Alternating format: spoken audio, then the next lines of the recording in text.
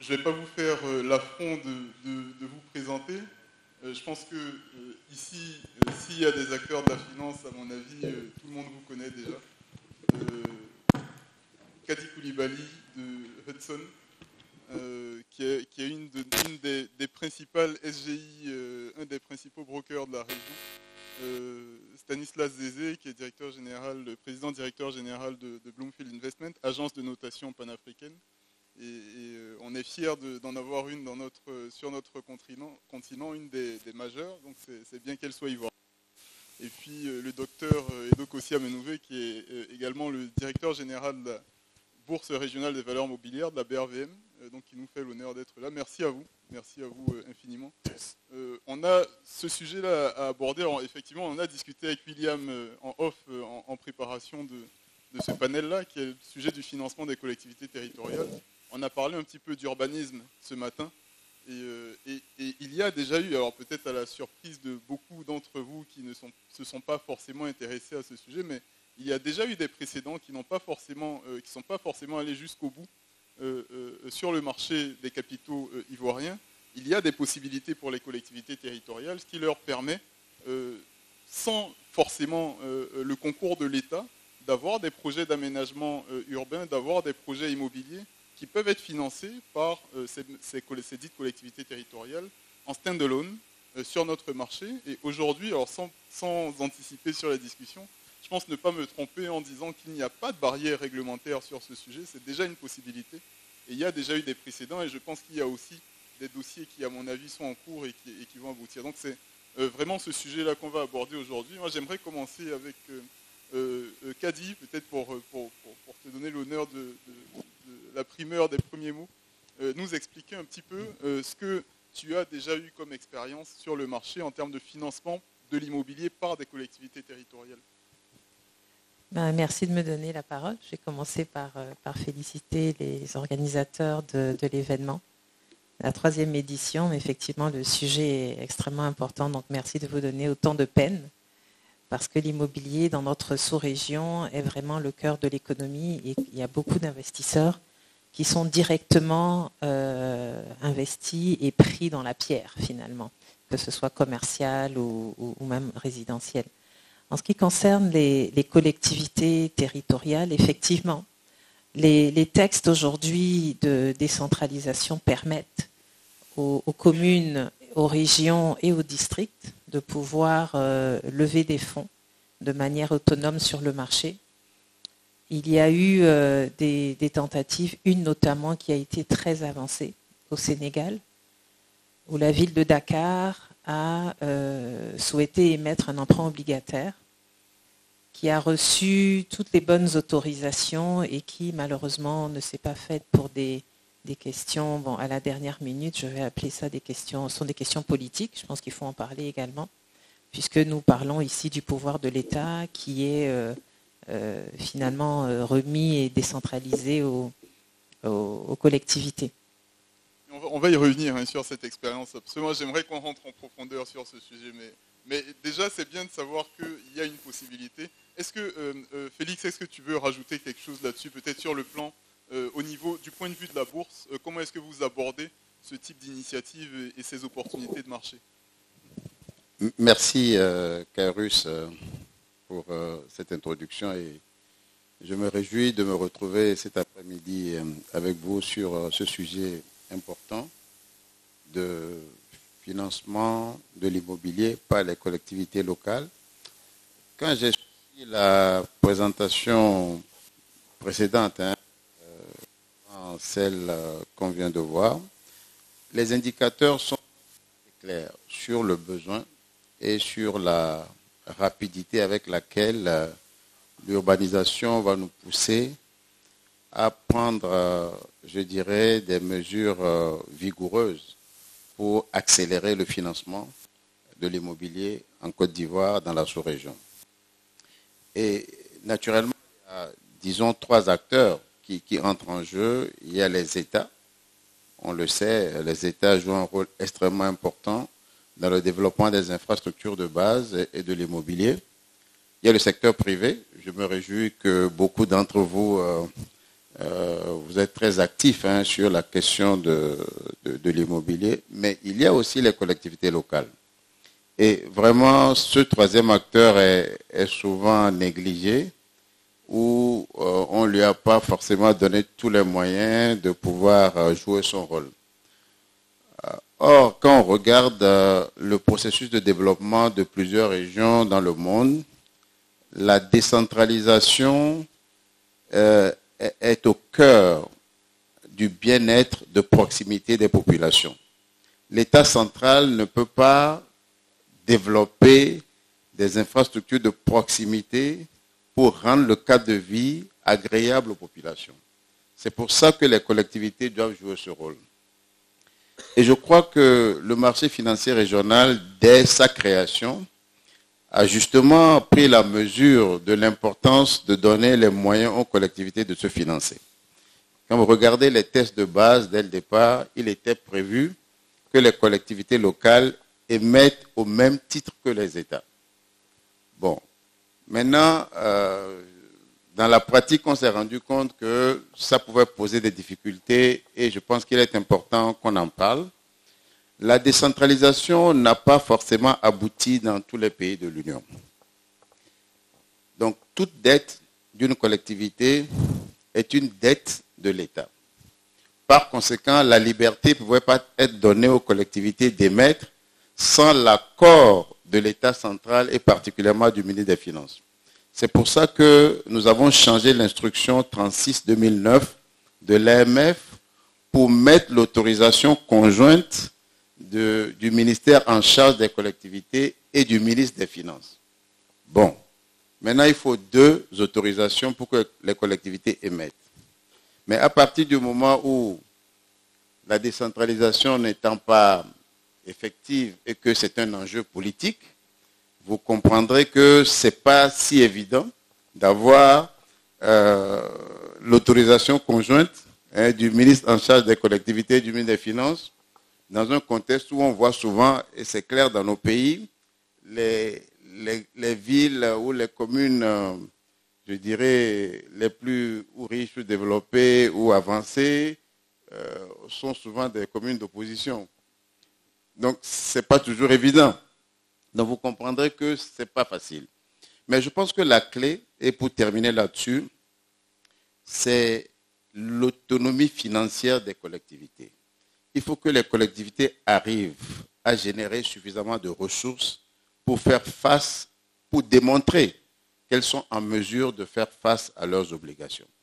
Je pense que ça, c'est central. Si on arrive à avoir des collectivités qui jouissent de l'autonomie financière effective, qui ont des leviers de mobilisation de ressources, je pense qu'elles peuvent accéder au marché en démontrant aussi à l'État qu'elles sont en mesure d'être elles-mêmes suffisamment armées pour pouvoir faire face à leurs engagements. Merci infiniment Félix d'aborder ce sujet-là parce que quand on t'entend parler, moi je comprends, je vois les choses comme s'il y a une sorte d'asymétrie d'information. C'est-à-dire qu'il y a le point de vue de la dette vis-à-vis de l'État, du point de vue de l'État, il y a la dette du point de vue de la collectivité territoriale, et puis il y a la dette qui est abordée du point de vue des investisseurs aussi. Et du coup, c'est là où c'est intéressant d'avoir, c'est pas anodin que Stanislas Zézé soit sur le panel avec nous, parce que pour moi, celui qui résout cette asymétrie d'information, c'est le notateur.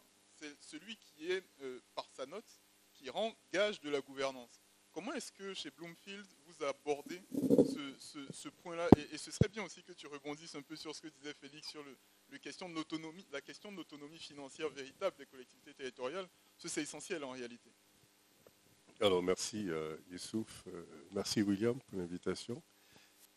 En réalité, je crois que nous sommes dans des régions où, en réalité, on parle de décentralisation, mais il n'y a pas de décentralisation.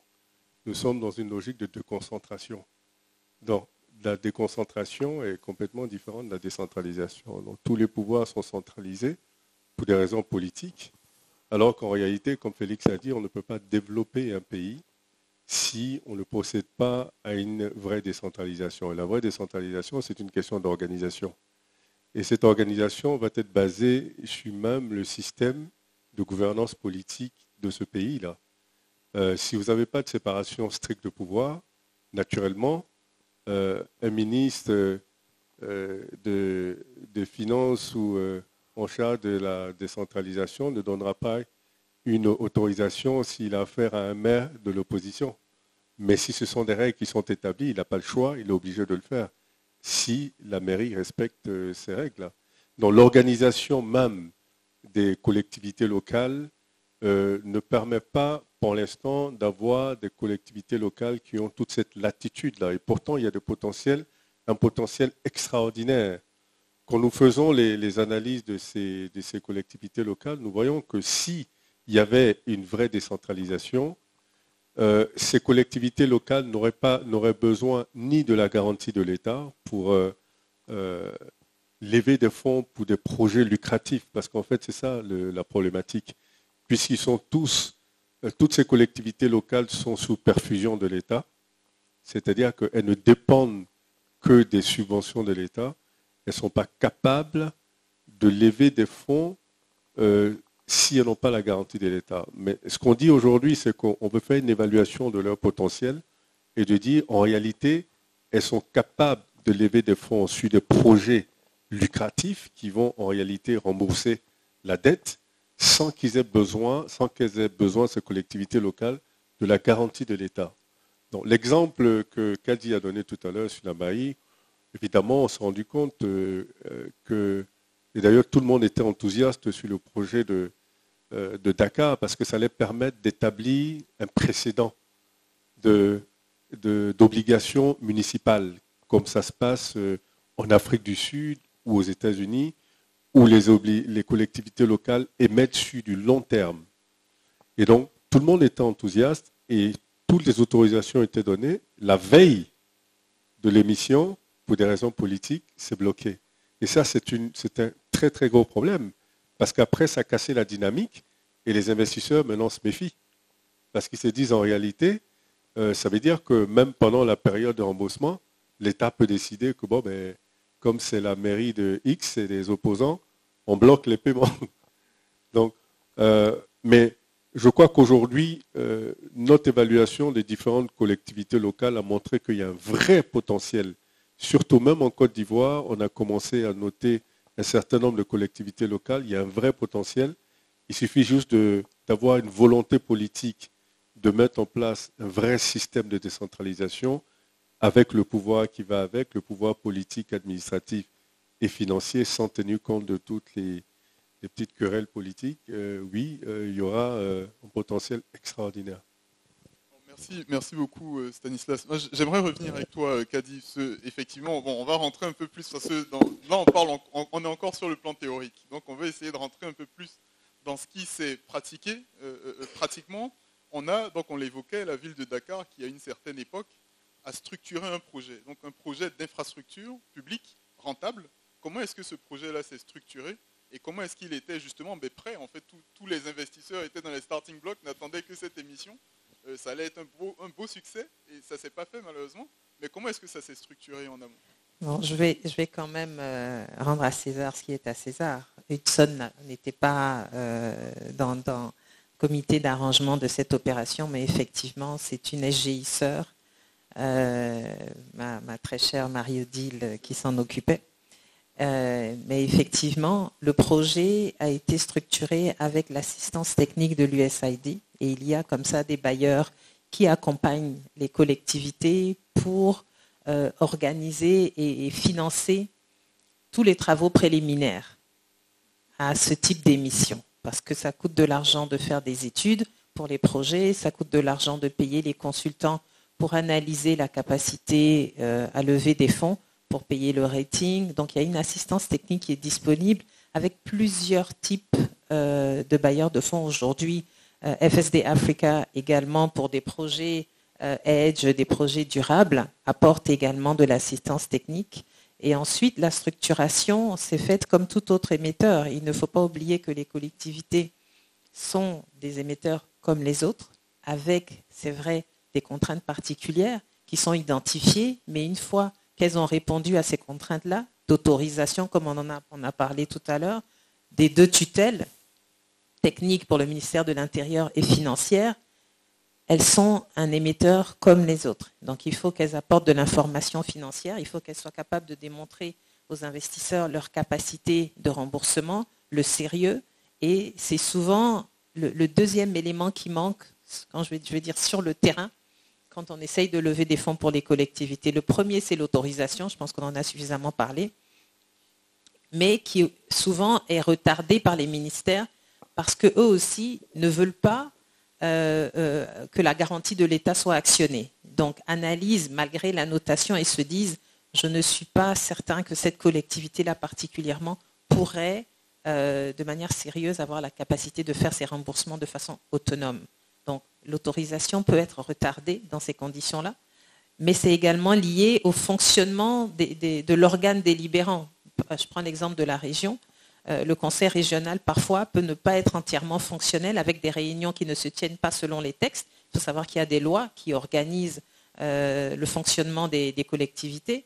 Et quand ce n'est pas respecté ou que les membres de ces organes-là ne sont pas désignés dans les bonnes conditions, mais ça ne fonctionne pas.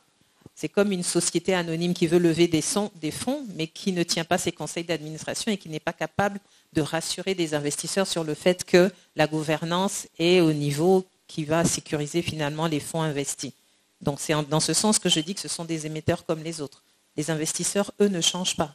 Il y a des investisseurs à long terme, il y a des investisseurs à moyen terme, il y en a qui viennent juste pour des opérations de trésorerie, mais ils vont toujours demander une transparence de l'information financière.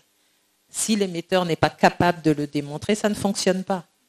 Et souvent, comme je dis, c'est vraiment le deuxième point bloquant lorsque nous travaillons avec les collectivités, c'est que les projets doivent être montés de façon professionnelle, en dur, avec des prestataires qui rassurent les investisseurs, et pas en interne avec le petit bureau local où il y a une ressource humaine qui est en charge de tout faire. Donc il faut vraiment professionnaliser à l'intérieur même le fonctionnement de nos collectivités. Je pense que j'aurai l'opportunité de donner les caractéristiques du marché et de dire tout ce qui est disponible, une fois que la collectivité se donne la peine, encore une fois avec l'assistance technique de bailleurs qui existe, tout ce qui est disponible pour cette collectivité-là. Les fonds sont disponibles. Tout à fait, on va revenir là-dessus. D'accord. Stan, j'aimerais revenir vers toi rapidement aussi pour aller un peu plus en profondeur. Bon, moi j'étais dans tes murs à l'époque où ça s'est fait, donc j'ai participé aux différentes notations pour la ville du Dakar, pour le projet. Et effectivement, il y avait deux notes. Il y avait la note de la ville de Dakar, donc qui était, je ne me souviens plus la note, mais je pense qu'elle était 3B+. Elle était 3B+, elle était ouais. investment grade, et il y a eu la note du projet. Qui était A-, me semble-t-il. Voilà, pourquoi est-ce qu'il y a... Alors, j'aimerais bien que tu expliques, en fait, pourquoi est-ce qu'il y a eu à la fois la note de la ville de Dakar et la note du projet en termes de structuration financière. Alors, déjà, la raison pour laquelle il y a eu deux notes, c'est parce que le projet lui-même devrait rembourser l'emprunt, puisque c'était une obligation projet. Et il était nécessaire quand même d'établir la crédibilité même de la collectivité locale. Donc c'est pourquoi on a établi la note de la collectivité locale. Et on a noté également le projet pour montrer que le projet, non seulement on avait une collectivité locale qui était structurée au minimum mais qui représentait un risque modéré, mais qu'en plus, la structuration du projet faisait que la collectivité locale n'avait pas la même mise sur les revenus du projet. Et donc, je crois qu'il y avait un arrangeur, il y avait des comptes séquestres dans lesquels les revenus du projet devaient être logés et qui allaient rembourser directement les investisseurs. Donc c'était un projet qui était rassurant. Kadi a parlé tout à l'heure de la garantie des bailleurs de fonds de l'USAID, qui n'était même pas nécessaire en réalité. Parce que quand ils ont le investment grade, donc les 3B plus de l'entité, plus le A du projet lui-même, ils étaient exemptés de garantie. Mais pour assurer davantage les investisseurs, vu que c'était la première émission obligataire d'une collectivité locale dans l'UEMOA, il y a eu 50% de garantie de l'USAID. Donc tout était vraiment super bien ficelé. Et donc, je reviens sur ce que je disais tout à l'heure. Je crois que le vrai problème, c'est cette volonté politique-là. Parce que pour moi, quand on dit que les collectivités locales ne sont pas prêtes à absorber des emprunts, mais ça veut dire qu'en réalité, cet État qui dit ça avoue sa faiblesse. Faiblesse dans l'organisation de ces collectivités locales. Si vous avez des collectivités locales, si vous estimez qu'elles ne sont pas bien organisées, mais organisez-les. Enfin, ça me paraît tout à fait évident. Et je crois que malheureusement, dans les types de systèmes de gestion dans lesquels nous sommes, tout est concentré sur la ville, enfin la ville principale, donc la capitale, et les collectivités locales ont très peu de compétences, donc on ne voit pas les compétences nécessaires, les ressources nécessaires, donc elles ont du mal à s'organiser. Et c'est là où un processus comme la notation financière vient établir justement le diagnostic et permet aux pays qui ont envie de rectifier ça, de prendre les dispositions nécessaires pour permettre à ces collectivités locales-là d'être prêtes pour pouvoir lever des fonds. Comme Kadi l'a dit, non seulement l'argent est disponible, mais les gens sont prêts à accompagner, et parce que tous les bailleurs de fonds et même les privés comprennent que ce sera un moyen extraordinaire de développement des collectivités locales et qui permettra à un moment donné, évidemment, de désengorger les grandes villes et se retrouver avec différentes villes et régions développées parce que justement, il y a la possibilité d'accéder à des financements longs pour des infrastructures de grande envergure et qui, ma foi, comme je dis, qui doivent être des infrastructures lucratives. Merci beaucoup Félix. J'aimerais qu'on échange. Bon, là, on a vu le cas concret de celui de la ville de Dakar qui n'est pas allé jusqu'au bout malheureusement. J'aurais bien aimé avoir la voix du régulateur pour nous expliquer un petit peu plus pourquoi. Mais bon, on comprend lisant entre les lignes que bon, il y avait des enjeux politiques également. Est-ce que tu peux nous expliquer un petit peu qu'une fois que toute cette infrastructure technique en termes d'ingénierie financière, etc., a été mise en place, qu'est-ce que le marché, plus généralement, peut proposer aux collectivités territoriales comme produit? Est-ce qu'il y a des produits spécifiques, à part cet exemple-là spécifique qu'on a vu? Est-ce qu'aujourd'hui, la collectivité peut émettre en stand-alone sans qu'il y ait forcément un projet derrière? Est-ce que ça peut être du projet public, du projet de développement urbain? Ça peut être autre chose que... là, l'infrastructure dont on parle pour Dakar, c'était un centre commercial à l'époque. Donc, est-ce qu'il y a d'autres typologies de projets que tu penses être des opportunités de marché aussi pour les collectivités territoriales? Bon, d'abord, il faut préciser qu'avant l'émission de la ville de Dakar qui a été envisagée, il y avait eu une émission de l'État du Sénégal pour financer la mobilité urbaine à Dakar. Bon, et je crois qu'il est important de rappeler cela. Et ce type d'émission vise, je dirais, à mettre en place des infrastructures pour désengorger, surtout le quartier d'affaires, créer des parkings payants, des choses comme ça. Et je crois que c'est important, l'approche projet pour les collectivités, à ce stade-ci de développement de notre marché, de nos économies, parce qu'on a besoin de voir de façon très concrète dans quoi la collectivité va investir. Est-ce qu'il y a des revenus attendus réels qui permettent à la collectivité d'avoir la capacité de rembourser effectivement l'emprunt sans que l'État ne soit appelé? Et je crois que si l'État perçoit que par derrière le projet, il n'y a pas forcément une rentabilité, je dirais, assurée, l'État peut ne pas être à l'aise parce que, in fine, suivant les tests actuels de décentralisation, la dette revient à l'État. L'État doit comptabiliser dans sa dette.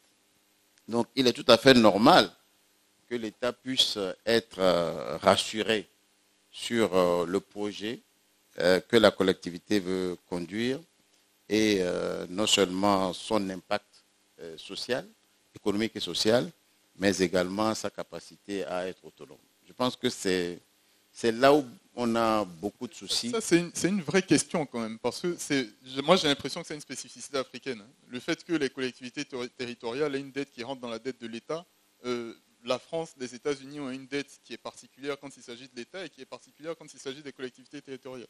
la région de Paris s'endette sans que ça ait d'impact sur la dette de l'État. Pourquoi est-ce que on a cette spécificité-là chez nous et pourquoi est-ce qu'elle existe?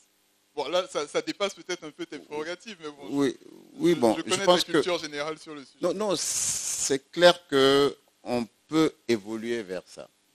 Mais pour l'instant, dans l'état actuel du cadre de décentralisation, je dirais, de nos pays, cette autonomie n'est pas totale et garantie parce que les collectivités n'ont pas démontré, mais n'ont pas mis en œuvre tous les leviers leur permettant de générer des revenus sans avoir recours au fonds de l'État.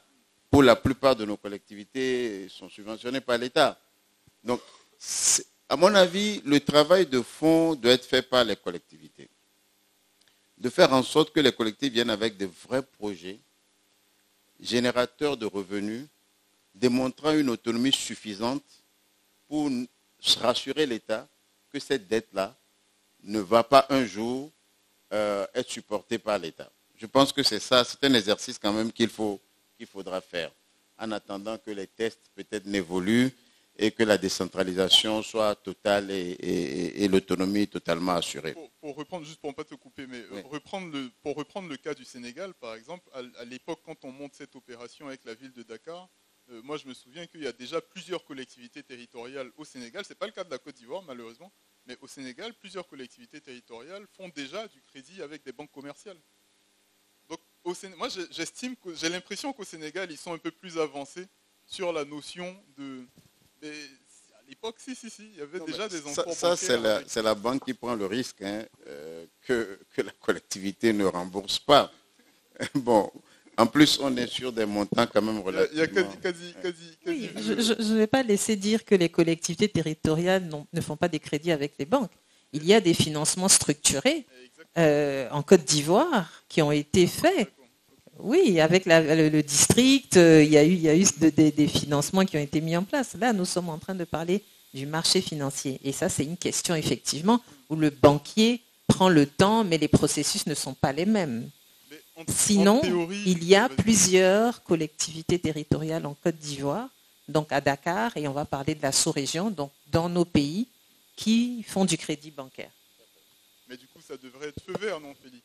Non, mais ça, c'est le banquier qui prend le risque. Là, on n'est pas sur le marché et c'est un cas totalement différent. Non, mais ce que je pense, et c'est ce sur quoi je vais insister, c'est qu'il faut qu'on voit nos collectivités venir avec des projets structurés qui transforment le cadre de vie de nos populations, qui viennent en complémentarité à ce que l'État fait déjà en termes d'infrastructures de base, et qui génèrent suffisamment de revenus pour rassurer tout le monde. Je pense que c'est ça l'enjeu en fait. Il faut que ces projets-là génèrent suffisamment de revenus. Vous avez parlé des États-Unis, on a parlé de l'Afrique du Sud, ça fait, je sais pas, les obligations municipales ont été émises depuis 1850 à Chicago. Il y a des émissions en Afrique du Sud, il y a des émissions au Canada, la ville de Montréal, la ville de Toronto, toutes les villes émettent régulièrement des obligations municipales. Il y a eu la faillite de Détroit aussi. Détroit a déjà fait faillite sur le marché. Exactement. C'est peut-être un mauvais signal aussi. Effectivement. Mais dans les autres cas, quand on regarde particulièrement au Canada, toutes ces municipalités jouissent d'une autonomie financière incroyable. Donc, elle se gère bien. La ville de Montréal, elle a toute une gestion bien structurée, bien organisée. Donc, elles peuvent émettre sans difficulté. C'est ça aussi c'est à ça qu'il faut qu'on arrive, en tout cas dans nos pays. Mais en dehors des émissions obligataires classiques, aujourd'hui, il y a de nouvelles avenues. On a parlé de green bond, etc. C'est un nouveau espace qui se crée, un nouvel espace qui se crée pour les municipalités aussi de commencer par réfléchir à structurer des produits, des émissions vertes pour pouvoir financer, je dirais, certains projets qui répondent aux enjeux climatiques aujourd'hui. Il y a toute la question aussi des fonds immobiliers. pour pouvoir construire des bâtiments commerciaux et d'habitation dans les villes, mais gérés de façon autonome, permettant de générer les revenus pour rembourser les émissions qui ont servi à les réaliser. Merci beaucoup Félix. Alors, Stan, tu voulais rajouter quelque chose, mais j'aimerais juste après toi, peut-être j'aimerais revenir avec toi, Kadi, pour que tu nous expliques un petit peu les attentes en réalité. Tu es systématiquement entre les émetteurs et les investisseurs. Quelles devraient être ou quelles sont déjà les attentes des investisseurs sur du papier municipal aujourd'hui? Mais juste après l'intervention de Stan. Alors, moi je crois qu'il est quand même important qu'on revienne au départ. Parce qu'on ne pourra pas attendre des collectivités locales qu'elles viennent avec des projets hautement structurés si elles-mêmes ne sont pas structurées. C'est-à-dire que je pense qu'au départ, il faut revenir et pointer du doigt la responsabilité des États africains d'organiser et de structurer leur décentralisation de sorte à avoir des compétences nécessaires. Parce que dans les mairies, beaucoup d'administrateurs sont nommés. Et qu'on comprenne aussi qu'il ne faudrait pas que les collectivités locales deviennent un peu des fourre-tout ou fourre-tout politiques. C'est-à-dire que le maire, il est élu, il va prendre tout son village, venir les mettre dans la mairie. Enfin, ce n'est pas possible. Donc, si on n'organise pas tout ça, et forcément, il n'y aura rien d'intéressant qui sortira de ces collectivités locales-là. Donc, la base, c'est vraiment l'organisation, la structuration de cette décentralisation-là, de sorte à avoir des collectivités locales qui soient responsables et capables d'absorber déjà des financements, parce que quand on fait nos évaluations, nous évaluons la capacité de rembourser, mais la capacité d'absorber déjà le financement que vous demandez, qu'est-ce que vous allez en faire, comment vous allez l'utiliser, est-ce que vous avez les capacités d'utiliser, vous avez les compétences nécessaires. Donc tout ce travail en amont, il faut qu'il soit fait. Pour la ville de Dakar ou d'autres villes, évidemment, il y a des aides ponctuelles et on peut tomber sur des collectivités locales exceptionnelles qui se sont arrangées pour avoir le minimum de compétences. Et il y a des aides ponctuelles, comme Kadi l'a dit, UST et d'autres gens qui aident à faire les projets et tout ça.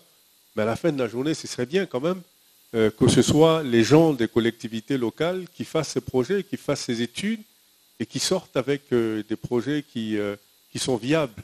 Et donc pour moi, c'est vraiment quelque chose d'extrêmement important qu'on doit mettre en relief quand on parle de financement des collectivités locales. Il faut que la responsabilité des États africains soit mise en relief. Vous voulez dire, faut vous, si c'est ce que vous souhaitez, si vous avez la volonté politique d'avoir vos collectivités locales qui soient indépendantes et puissent lever les fonds pour pouvoir construire des projets d'envergure, il faut vous réorganiser et il faut organiser une vraie décentralisation avec les pouvoirs et les compétences qui vont avec. Il y a une vraie problématique de gouvernance. J'imagine, donc Kadi, mais du coup, je pense que c'est une des demandes probablement aussi des investisseurs de se rassurer sur le niveau de gouvernance, la gestion des finances de ces entités-là. Tout à fait. Et pour moi, je suis quand même partiellement d'avis avec Stan, parce que nous sommes en train de parler de décentralisation, de personnalité morale et d'autonomie financière, mais d'autonomie de gestion. Les lois existent, les textes de mise en application ont été passés, en tout cas pour la Côte d'Ivoire que je connais mieux. Et ces textes-là prévoient de façon très précise comment les organes délibérants doivent fonctionner, comment les membres doivent être désignés. Tout ça existe déjà en fait. Après, l'État laisse les meilleurs appliquer les règles, appliquer de la bonne gouvernance, aller même au-delà. Et seulement ces meilleurs-là auront l'autorisation conjointe de pouvoir lever des fonds et de gérer de façon autonome. Je pense que quand on va faire une notation, on va pouvoir ressortir les meilleurs et ce sont ceux-là qui pourront lever des fonds et auront les meilleures conditions avec les investisseurs. C'est la même chose. Je comprends, c'est la responsabilité de l'État. Je dis juste qu'elle a été partiellement remplie et qu'il reste maintenant à contrôler et à regarder ce que les élus en font. Il y a un vrai débat sur la décentralisation. Bon, c'est pas dans notre périmètre pour pas faire de hors-sujet, mais Tout à fait. là où je suis d'accord avec toi, mais une fois que toutes les entités sont notées, disons, sans faire de pub à Bloomfield, mais disons, si toutes les collectivités territoriales sont notées par Bloomfield, ont une note, à la fin de la journée, c'est les investisseurs qui font la sanction. Je vais y venir. Ah, pardon. J'ai bien entendu ta question. Mais je tiens quand même à dire que toutes les levées municipales que nous avons vues sont quand même dans des poumons économiques. Donc, au départ, en tout cas, je vois mal des investisseurs venir financer les salaires dans une collectivité territoriale. Donc, on a parlé de projets, on a parlé de project bonds, c'est de ça qu'il s'agit. Si on a des régions qui sont pauvres et qui n'ont pas les moyens d'avoir des ressources, il sera difficile de lever certains montants ou que les investisseurs fassent confiance. Donc, il faut regarder les poumons économiques. Boaké, Abidjan, il faut regarder les gros poumons économiques et on ne devrait pas être surpris. Là, on parle de la ville de Dakar, on n'est pas en train de parler d'une autre région. Voilà. Et les investisseurs vont effectivement regarder, comme je l'ai dit tout à l'heure, la structuration des projets, le sérieux de la gouvernance. Les investisseurs aujourd'hui, à la différence des banques, comme Félix l'a dit, le banquier prend son risque. Les actionnaires des banques décident, en fonction de leur crédit interne, de prêter à tel ou tel client. Dans le cas du marché financier, nous avons affaire à vous qui allez investir. En tant que personne physique, nous avons affaire à des investisseurs institutionnels qui sont des caisses de retraite et encore une fois, qui gèrent votre épargne et vos retraites. Nous avons affaire aux compagnies d'assurance qui, encore une fois, collectent auprès de vous. Et donc, eux sont garants de la rentabilité et de la sécurisation des fonds que vous leur confiez. Donc, contrairement, on va le dire entre crochets, il y a toujours une garantie ultime, mais ils vont s'assurer que les maturités sur lesquelles ils vont coïncident avec les appels de fonds que vous allez leur faire. Mais ces investisseurs que je viens de citer, les caisses de retraite et les assurances de vie, sont des investisseurs de long terme. Donc vont offrir des maturités 15-20 ans aux municipalités qui sont celles qui sont nécessaires aujourd'hui pour financer l'immobilier et qui sont nécessaires aujourd'hui pour financer les besoins et les projets qu'une municipalité veut mettre en œuvre dans le cadre de son développement. Puisqu'on est dans des projets de long terme en général, d'infrastructures, ou même pour ce qui est de l'immobilier résidentiel, on peut revoir ce qui a été fait avec la SICOGI, financer sur du long terme, prendre des loyers pour le remboursement parce qu'on a vendu sur base de loyer. Mais ça, il faut de très longues maturités qui peuvent être offertes aujourd'hui. Les investisseurs vont demander la régularité des revenus. Donc les intérêts qui peuvent être élevés en fonction de la notation ou qui peuvent être bas si la collectivité démontre une bonne signature, mais il faut qu'il n'y ait aucun risque sur le paiement de ces intérêts. Si une collectivité vient vous dire prêtez-moi de l'argent, vous voulez être assuré que tous les trimestres ou tous les semestres, les intérêts qui ont été convenus seront payés dans les délais. Et vous voulez vous rassurer également qu'il y a assez de contrôle externe et interne qui vous garantissent une transparence d'information. Que ce qui vous annonce comme trésorerie soit vraiment la bonne trésorerie. Que les fonds collectés soient investis dans les projets qui ont été indiqués et que les projets soient bien gérés. Donc les investisseurs vont demander une bonne gouvernance, ils vont demander le respect des engagements, ils vont demander des partenaires externes, donc tout ce qui est audit, les contrôleurs externes, donc ils regardent en plus de ce que la collectivité elle-même met en œuvre. C'est pour ça que le deuxième problème que nous avons, comme je l'ai dit précédemment, c'est l'organisation au sein même des collectivités. Il y en a quelques-unes qui sont bien organisées, et ce sont celles-là que vous allez voir émettre. Autant dire que pour du financement long, je pense que ce mécanisme-là est incontournable. Il est imbattable par rapport à ce que notre marché propose comme alternative aujourd'hui. C'est de bon augure. Je pense que Félix, tu as de quoi te réjouir du futur de la BRVM quand on sait que ces mécanismes-là, aujourd'hui, encore une fois, sont déjà possibles. Sans barrière juridique, c'est déjà possible de le faire. Alors, on a 15 minutes pour les questions, c'est ça? Que j'ai noté 10 minutes pour les questions. Bon, on va les prendre donc 2 par 2. Donc si vous avez des questions, je vous invite à vous présenter et essayer d'être très succinct sur les questions pour qu'on puisse donner la parole à plus de personnes. Il y a des questions? Oui. Ah oui. Juste là.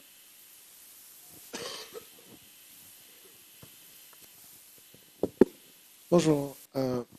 Philippe Pango, ministère de la Construction. Je me pose la question suivante. Est-ce que nos collectivités ne pêchent pas un peu par on va dire un déficit de créativité ou de courage ou de cran?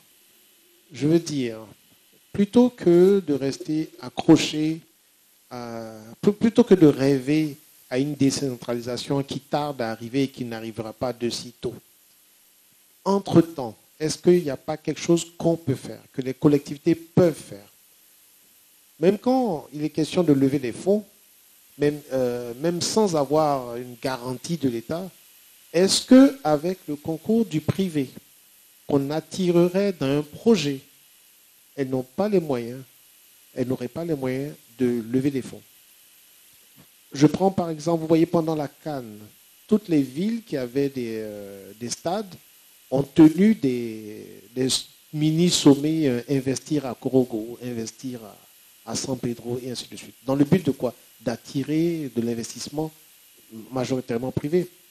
Ce genre d'initiative, je veux dire, pour construire un marché dans sa ville, on peut intéresser un privé qui prend sur lui l'obligation de lever les fonds avec ses garanties à lui, mais pour réaliser un projet dans lequel il va bénéficier lui aussi de la rentabilité. Je m'étonne toujours de voir des autobus de la Sotra, c'est-à-dire Société de transport abidjanais, rouler dans Boaké ou dans Korogo. Là-bas, ce n'est pas Abidjan. Qu'est-ce qui a empêché les gens de ces régions de fédérer leurs transporteurs pour se créer un système de transport en commun dans la ville? J'ai comme l'impression que nos régions, nos collectivités, sont en mode attente et attendront toujours une décentralisation qui tardera toujours à venir. Donc déficit de créativité. De créativité. Oui, très bien, merci beaucoup. Et d'implication du privé. Merci.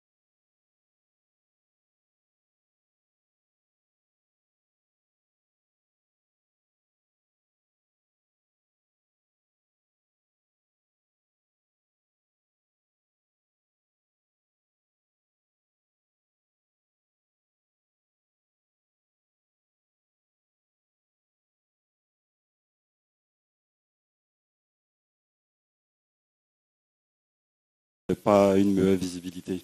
Mais franchement, avec vos interventions, je pense qu'on a quelques pistes et je vais vous soumettre encore une préoccupation qu'on a. Bon, nous sommes très jeunes, on appartient à une génération qui a vraiment assisté à plusieurs découpages administratifs. De 90 à maintenant, bon, je retiens que maintenant c'est 31 régions et 12 districts. En 95, ce n'était pas le cas en 90 comme en 2000. Donc, ce que je voudrais savoir, aujourd'hui, l'instabilité qui est liée à ce découpage territorial, quel pourrait être potentiellement l'impact sur la capacité de ces collectivités-là à pouvoir mobiliser, par exemple, des capitaux sur les marchés? Parce qu'aujourd'hui, c'est 31 régions, 12 districts. Si les objectifs de développement sont atteints, ça peut devenir 10 régions ou 5 régions et 4 districts. Donc, face à ce changement, parce qu'on est dans une gestion de changement permanente, quelles pourraient être vos recommandations? Voilà. Merci. Très bien, merci beaucoup. Donc deux questions. La question de M. Pongo sur le déficit de créativité des collectivités. Qui veut y répondre? Alors, moi, je peux... Aujourd'hui, on a noté en Côte d'Ivoire le plateau, le district, Port-Boué. Ouais, district d'Abidjan, Port-Boué, le plateau. Nous sommes préparant à noter notre collectivité locale. Je ne suis pas certain que ce soit un déficit de créativité. Je crois que ces collectivités locales sont créatives, elles ont des bonnes idées, sauf qu'il y a des blocages. Et c'est ce qu'on disait tout à l'heure. C'est-à-dire, quand vous regardez l'exemple de Dakar, si c'est pour arriver à la fin, ou qu'on vous dit c'est plus possible, après ça tue la créativité. Maintenant, le faire avec le secteur privé, la façon dont la décentralisation, ou du moins la déconcentration est gérée, à un moment donné, il y a toujours l'intervention de la tutelle sur les décisions que les collectivités locales vont prendre avec même le secteur privé, les engagements qu'ils vont prendre avec le secteur privé, que ce soit dans le cas d'un PPP, il y aura toujours l'intervention de la tutelle. Donc, tant qu'ils n'ont pas l'autorisation de la tutelle pour faire des choses, même s'ils en ont droit sur papier, on sait très bien, nous sommes dans des pays, comme je dis, où il n'y a pas de séparation stricte de pouvoir. Donc, ce n'est pas parce que c'est écrit sur papier que vous avez le droit de le faire. Vous avez le droit de le faire si on vous dit que vous pouvez le faire. Donc, parti de là, c'est difficile de dire qu'il y a un manque de créativité, parce que si, il y a de la créativité et il y a du potentiel énorme. Maintenant, comme je dis, il va falloir revoir cette gouvernance politique qui empêche vraiment de susciter la créativité qui existe déjà. Et donc c'est pourquoi, comme Kadi a dit, pour l'instant, on ne peut travailler avec celles qui sont à une certaine taille et donc à un moment donné vont mettre la pression sur l'État pour démontrer leur capacité et leur potentiel.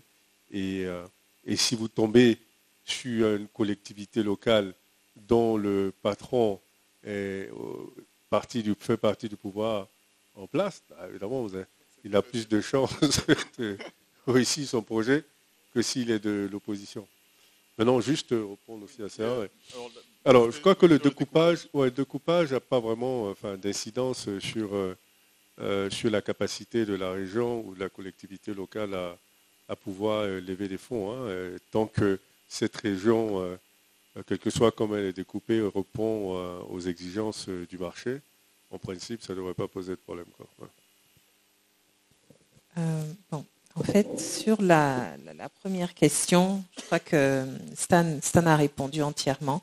Je rajouterais simplement que le privé, généralement, n'a pas d'objectif de développement.